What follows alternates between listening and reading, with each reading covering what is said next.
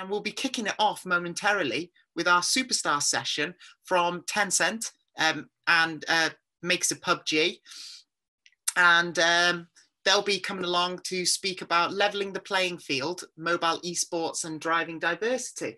And I know that in the attendees somewhere we've got James. Oh, we've got James from Tencent, who's going to be coming and speaking with us. So yeah, we'll invite James up to the stage momentarily to give us a really fascinating talk from everything that Tencent and the PubG brand is doing across the esports playing field, and how they're helping to drive diversity, which is a really great thing, especially right now in the world that we're in. So yeah, really great.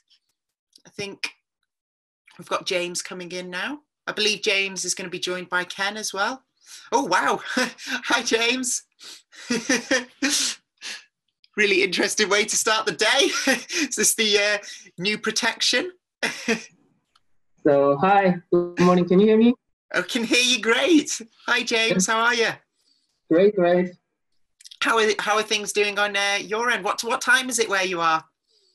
Here, 4 p.m., the very beautiful afternoon. Oh, fantastic. And I love wearing this helmet to speak. So, But a really cool way to start. And yeah, it was good to hear it's a nice day on your end. It's a bit of a cloudy morning my end, but hopefully, you know, you're doing well and excited to help kick off our show. It's really great to have a superstar session such as yourselves, and I'm really looking forward to seeing this talk. Yeah, I'm not superstar, but PubG Mobile is superstar, and PubG Mobile Esports is a superstar. It's just one thing I'd like to correct is Tencent didn't develop PubG. PubG Yes. IP itself is developed by PubG Corporation, and we just developed the PubG Mobile. Yeah, that's what. Of course, yeah, that's what I meant. I meant the PubG Mobile. Of course, we're here at Pocket Gamer Connects. Right, because that makes a lot of confusion in many areas. Like in India, many people call PubG Mobile just as a PubG, so that.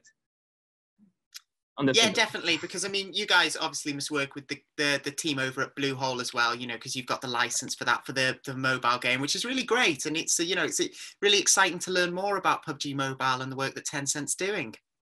Yep. So I'm happy. I'm ready to talk.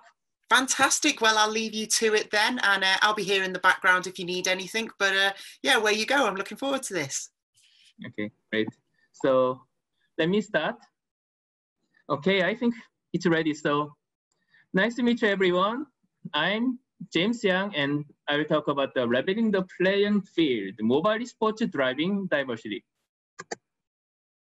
As just got introduced, I'm James Yang. I'm director charged for PubG Mobile Global Esports in Tencent Games. So today I'd like to talk about PubG Mobile Esports and how mobile esports diversify global esports industry. So yeah, since day one in 2018, when we started PubG Mobile Esports, we used this our motto, mobilize esports. Maybe other mobile esports games didn't need to make this very mobile specialized motto because they don't need to. But for us, it was different. Maybe you know that PubG PC started esports 1 year ahead of us, and they made a tremendous success. So that we need to make some differentiation. Otherwise, audience may not have a good reason to watch us. So we thought very deeply, long time, and many conversations and meetings, so that we found 3 key concepts as mobility anywhere, accessibility with anyone, and lifestyle in any time. This is the advantage of mobile esports, we believe. And so far, to all esports events and tournaments we hold, we try to deliver these unique advantages to all our audiences. And this is the numbers in 2019. Last year, PubG Mobile Esports made a significant success, I can say. So we hold 1.7 million matches, including in-game qualification, and more than 800,000 players joined from 169 countries. Actually, this number is very impressive to me, myself, because I'm Korean. I watched 1988 Seoul Olympics. At that time, I remember total number of countries joined to Olympics was 160. So now, even this esports event can bring more number of countries than Olympics. This is amazing for me. And last year, we had 56 million hours watched. maybe you don't have a clear idea how much big this is. I can say just 10 times bigger than 2018 we made. So that I can say overall, we are doing rocket growth. And yeah, honorably, we are nominated to Esports Game of the Year in Golden Joystick Awards and also other awards. So why it's very honorable? Because we were the first native mobile game nominated in this Esports Awards. And due to this big success and big support from company, we could increase our total prize pool this year to $5 million. This is 2 times bigger than 2019. And this is PUBG Mobile Global Esports Ecosystem. In esports, you can see esports in 2 different perspectives. One is marketing perspective. In this perspective, event itself or how many people watch it will be important. But on the other hand, if you see the esports as a product, and this is also having their own ecosystem, own lifestyle, then this structure is critically important. Why? Because this structure, ecosystem, will give you the accumulated players, audiences, and make this to be real business.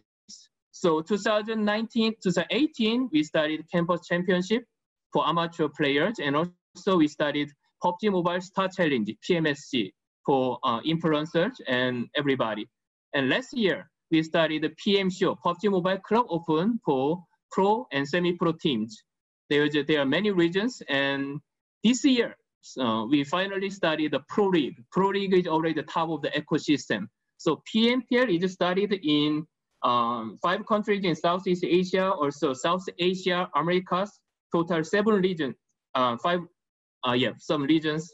And PMCO also improved a lot this year. Last year, we just hold the PM show in 7 regions, and this year we increased to 15 regions. So this year for PM show, more than 42,000 teams applied. So it's quite also growing fast. And actually, also we got impacted by coronavirus. Originally, this Pro League, to provide the best competitive integrity, we wanted to hold this all offline, with the audience or without audience. But due to the coronavirus situation, we need to change all PMPL from offline to online, even though we built all the stages. And now we are actually waiting for World League. And sooner rather than later, we can also announce some very interesting information in World League. So please keep eyes on us. Okay, so let's talk about the diversity, the subject in this speech. So you can see the map and the regions there. So blue circle is where PC sports work. There's not very strong console esports. So let me say the PC esports are popular. And then green circle means mobile esports are more popular. So as you see, South Asia, Southeast Asia, and South America, mobile esports is very popular. And because if you sum all this blue circle and green circle, then these all circles cover the world, still except Africa and some region. But still, I can say with mobile esports itself is expanding the regions to increase the diversity. And actually, the region mobile esports is popular. It's very same as the region mobile game itself is popular. And it may be my personal opinion, but in Southeast Asia, South Asia, and the regions where mobile esports is very popular, there is no strong PC and console gaming culture. So that for them, actually, they just started playing game itself in mobile device. So they didn't feel any obstacle to use mobile to play core games. On the contrary, in North America and Europe, PC and console gaming exist since the 70s, so that playing core game in bigger screen with stronger performance devices would be preferable for them. So maybe this can be mixed or merged as time passes, but I think it will take a time. But still, I believe mobile esports is growing fast, and possibly this will be quite much merged so that mobile esports can be popular all over the world. But I agree, it will take a time. And there is one small area, mobile esports and PC esports both are very popular. And you know the answer. China. And this is about the diversity in pro orgs. You know, big, strong pro orgs are existing and located in mostly Western region, also including China and Korea. But so with this, the popularity of a mobile game, pro orgs is also expanding their area into the emerging market. For example, here, Fnatic, one of the biggest European pro orgs, they acquired one team in India and they enjoy big popularity there. Also, FaZe Clan is very big and popular US pro orgs, and they entered into Southeast Asia with the PMPL Thailand. And not only west to east, but there's also opposite kind of situation. So Chinese pro orgs, XQF, they are very popular also in China, and they acquired one US team, and now they are playing in PMPL Americas. So due to PUBG Mobile, due to this mobile esports, also pro orgs are exchanging the regions and expanding region, increasing diversity. And it's not the end yet. Still, more big pro orgs are contacting with us and see whether they can join. So this is in progress. More and more pro orgs will enjoy diversity with mobile esports. And this is also interesting story, diversity in players. Yes, as just mentioned, in mobile esports, the gate is wider. More people can join and compete to become even pro players. Because for PC esports, becoming pro players, it's just some kind of, can I do that story in the different level? But for mobile, maybe all of you have mobile devices, so there's still chance for you to try at least. Maybe you can find your own talent by this trial. So gate from amateur to pro is quite open, and the gap between pro and amateur is, I think, it's smaller, narrower than PC esports. So here is the example of it. This guy, the great guy, name is Motor in Team Soul, and 2 years ago he was just no one, just enjoyed playing game. But now he's one of the biggest celebrity in India.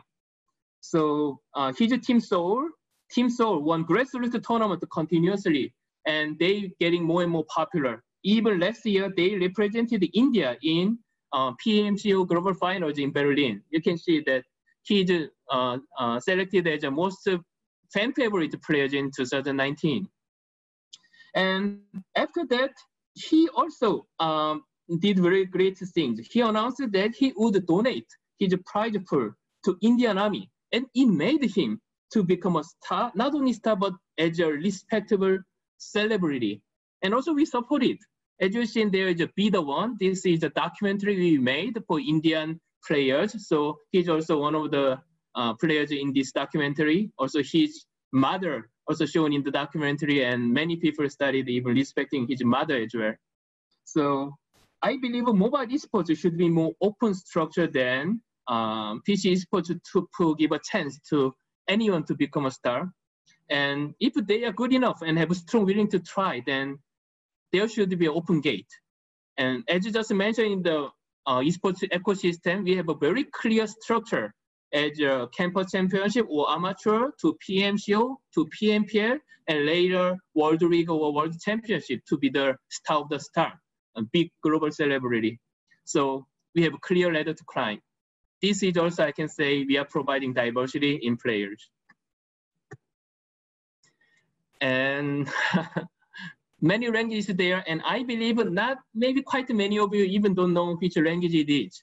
Like Burmese, this is a Myanmar language, and Urdu is the local language in Pakistan, and Bengali is the language in Bangladesh. So the audience of mobile esports are more casual than PC esports. So for quite many of them, mobile esports is the first time for them to watch esports itself.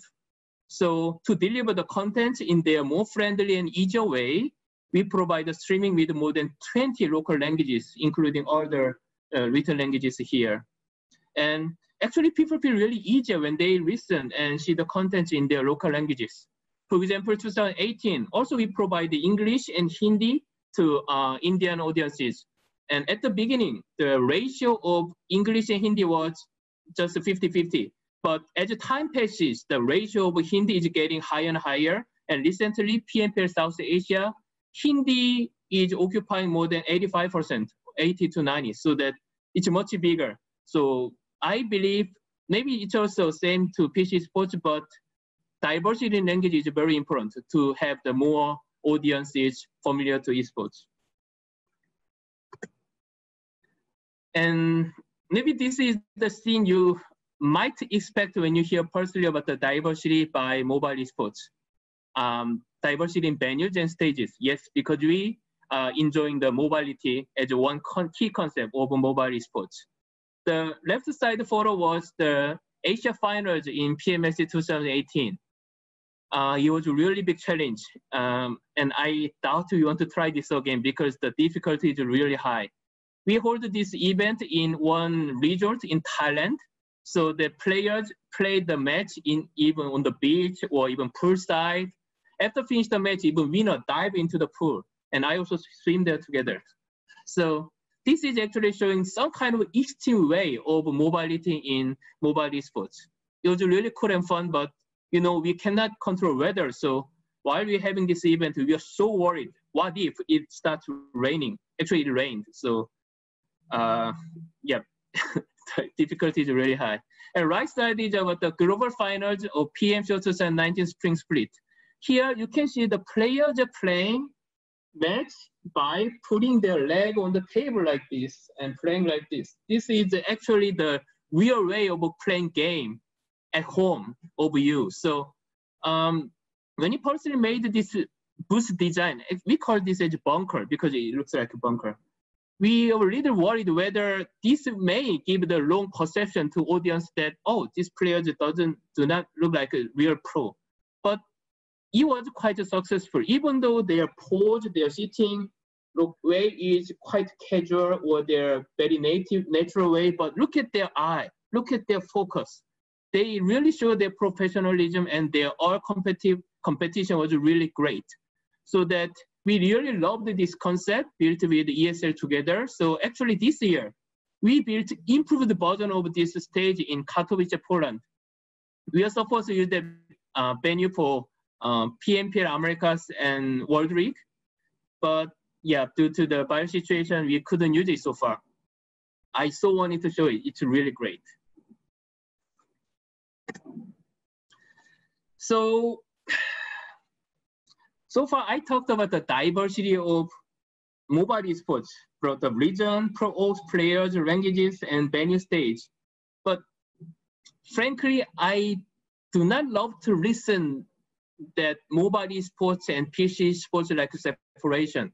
Frankly, I don't think we need to separate. Like the example of tennis and table tennis. Racket size are different.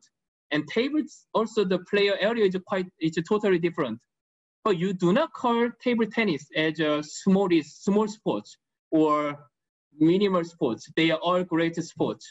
So from my perspective, whether audience experience, player professionalism, passion, production quality, all same level between PC sports and mobile sports. So now, even for example, we still, recently when you say mail, that means email, right? So still we may still call mobile sports and PC sports, but as the time passes, I believe people will call mobile sports just as a sport. And I believe mobile sports can become actually the main pipeline, the mainstream, not like this substream now. And I believe PUBG Mobile will head of it and will push this hard to become even tier 1 esports, maybe sooner rather than later. Thank you. So I have enough time to have a Q&A.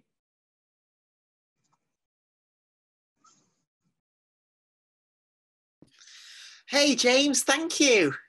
That was brilliant. That was really fascinating, and I really like your comparison between table tennis and tennis. I think that's, yeah. I think that's really good, and I think it highlights the fact that there's no reason that we need to sort of discriminate between different forms of esports. Ultimately, as long as people are enjoying it and everyone's getting involved, then that's the main thing. Yep. Yeah, so yes, we do have a few questions, if that's all right. I've got some here. Some of them are a bit similar, but I think they're all really interesting. So the first one is, do you believe that due to the fact that the platform is mobile and sort of more accessible, the evolution of players from amateur to pro will be easier and faster on mobile? I think so, and I truly believe. And that's also one one message I delivered by the player in diversity. Because first, if you want to become amateur to pro, then at least one thing you should do, you need to try. You need to enter, you need to apply and see where you are. Even you are a great player, but if you don't have the device, or if you have not many chance to apply, then you don't know whether you can really try to become pro. And in mobile esports, it's much easier because you have the device. And in many countries and many people, actually, they don't have some strong PC devices, or you don't sit in front of PC for 5 or 6 hours, maybe. But mobile, you always bring almost 18 hours recently, all the time beside you. So even you put the mobile when you sleep, right? Because of alarm. So it's much easier, and it's a much more wide chances to try. So that's the reason why we have that much, more than 800,000 players applied for our event. And once you be there, also interesting thing is, once you try, then you also learn something by this trial itself. So you may not be able to become amateur to pro immediately, but still you can learn and you can improve. And next time you can also become a pro. So one very impressive kind of story I heard is, there was one guy who joined the campaign championship in India, but even he couldn't pass. So he was audience there. He just watched it and he was encouraged. After that, he did practice. And now he's a one pro member. He's a member of one pro team in India now. So that I believe because of the big accessibility of a mobile device, and because there is a gate is also open. And as mentioned, in PC esports, the gap between pro and amateur is very big. Even their kind of control and they're controlled by the second, it's just unbelievable. Mobile still, yes, there's a gap, but from my perspective, gap is not as big as PC. So that still there's a bigger chance to become pro. But to become pro, at least you should have the pro league or some kind of this ecosystem. And so far, not many mobile games have this kind of structure, but I believe there will be more and more games. Yeah, and I think it's also like you're saying as well, like with PC, there might be, you know, if someone's watching it live, there might be a barrier, even if it's as much as they've got to go and turn on the PC and all that. Whereas with the phone, they can literally sort of sit right there and be practicing while they're watching and everything. Yeah, we've got some more questions there. Gosh, there's a few of them here, so I'll just pick out some of the really interesting ones.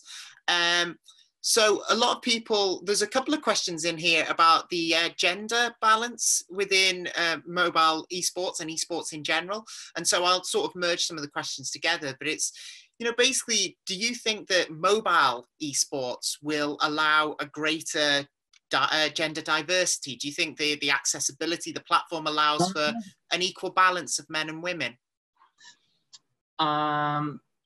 That's yes and no. Yes, means yes, there's a higher possibility because as I mentioned, the gate is bigger. And actually, I think tell me if it's wrong but somebody who having PC, maybe male have more PC than female, or maybe similar, but maybe the performance, okay, whatever. Why my answer is also no, is because this gender diversity also depends on the player itself. For example, for us, the PubG Mobile, we have a much more ratio of female in Thailand. Around 15% of players are female in Thailand. But in India, it's almost it's less than 10%, I can say. So that once you don't play, then you cannot apply for esports. So that because of this original different ratio of the gender of game itself, it's also affecting esports itself. So that yes, mobile esports can provide more chance to female esports players, but also it depends on the ratio of gender in game itself. Yeah, but so it's yeah, no, I understand what you're saying. I mean, like you're saying, it goes much more deeper than that. We need to bring more female players into the experiences, because once we have more of a critical mass of different gender balances, then obviously that applies to the esports as well. Yeah, but I can see the growth of female esports players in the region. Even in Southeast Asia, even some pro teams, they have female players. Yeah. And we are welcome to have more female players. Yeah, definitely. I think we are seeing more and more women getting involved in esports across the entire world. And I think that's been happening for a while. So, you know, I think as that keeps on growing, like you say, mobile offers even more opportunities to get involved for everyone. Yep. So here's another one. Someone's wondering, you briefly mentioned about mobile esports being more casual than PC. Do you think that it's much easier to follow compared to PC esports and more encouraging for players in different regions? So I think what they're getting at is obviously people all around the world, but equally as a spectator, do you think it's easier to sort of join into the experience as a spectator through mobile gaming? Spectator perspective, you mean the audience experience? Yeah, the audience experience as well. Truly, yes. Because you bring the device, again, mobility, accessibility, lifestyle. You bring mobile anywhere, everywhere. And interesting thing is, yes, still people can watch mobile esports on PC. But when from our data, the ratio of watching our mobile esports on PC is less than 10%. So major portion, more than 80% people watching mobile esports on mobile. It's interesting, but I think that's because it's more like a natural habit. They play mobile game on mobile, and because they played this game on mobile, so that they know this game, and they know also information through this mobile, and they watch this mobile. And while watching, if they feel, oh, I want to try this skill, then they may just play immediately. So that everything is happening in one device. So I think it's definitely this will have a better way. And even though you want to watch, but if you are out of the some office or home, then still you will bring mobile so that you may not miss easily our esports event. So that yes, this is also expanding more, and that's the reason why we have a huge amount of audiences, and we are actually getting bigger and bigger, I believe. Yeah. And yeah, I think that's a really interesting point. Another question, which I think's like, again, also really interesting is, so in regions such as South America, mobile is more popular than PC and console because of the cost of games. So do you think mobile esports will give actually new career opportunities to regions where opportunities are rare? As the person says, just like what football did for a lot of Brazilians, do you think esports can offer people in new regions a lot more opportunities? And this is a really interesting question because we actually doing that. And the best example is India. Yeah. People PubG Mobile, people our esports. India, it's almost there's no esports culture. And now our biggest stream traffic is from India. So India, we built from scratch nothing to this pro level, and even the big pro organization joined, and some just the players becoming the pro players and becoming casters and coaches, so that yes, we are making careers. And also for prize pool, for some country, maybe $100,000 is big, but it may not be, oh my God. But in some reason, this is huge. So that even they really want to invest their certain of lifetime to really get the prize pool. So that the meaning of the prize pool is quite different region by region. So that for us, this kind of 5 million, also we have recently PNPL South Asia, we have $200,000 prize pool. This is much more meaningful maybe than other regions to get it. So that, yes, we are making more careers, and as ecosystem is growing, not only players or pro team, also organizer, and also the casters, talent, and also promotion. A lot of industries are going and moving together. So yes, I think we are doing that. Yeah, I think that's really great. And actually, before I sneak in one final question, I was going to say, yeah, I'm really looking forward to seeing your like the stadium that you guys have built. It's a shame we can't see it right now, but I'm looking forward to seeing it when we can all check it out. But yeah, I wanted to sneak in one last question because I think it's really important, especially for those who are thinking about getting involved in this. Is You know, sometimes people misunderstand mobile gaming and the free-to-play model as kind of like pay-to-win, and that sometimes skill doesn't matter. It's just about how much money you've got. So how are you guys at Tencent? How do you ensure that it's the most skilled players that rise to the top and the most dedicated rather than the richest? That's very important question related to esports itself, because I don't think all games can go for esports, frankly speaking. Yeah. Because in sports, any sport, whether esports or sports, fairness should be kept. So as you just mentioned, pay to win, I don't think if this game is really depending on the pay to win, then it's really hard to become esports. Or they need to make a new mode to do esports. But PubG Mobile and PubG, I really appreciate because there's no pay to win. All our payment is on the appearance or to show up. There's nothing related to your skill. You cannot increase any attribute by payment. So that every player is fair, whether you play a year or day. So that's actually one very important criteria to start esports. Yeah, and like you say, that also ensures that anyone who's wanting to start feels like they've got a chance to make it pro at the same time and to be good, because all it is about skill and practice and commitment. Yes, and while watching our esports, actually you can see all players wearing gorgeous outfit, and that's not because they purchase it, but actually we provide. Because I believe esports also need to solve a game to make more revenue. Yeah. So we're using this esports to promote this new apparels. Yeah, so exactly. So it's about ways of monetizing the experience without that affecting the experience of the players as well. Right.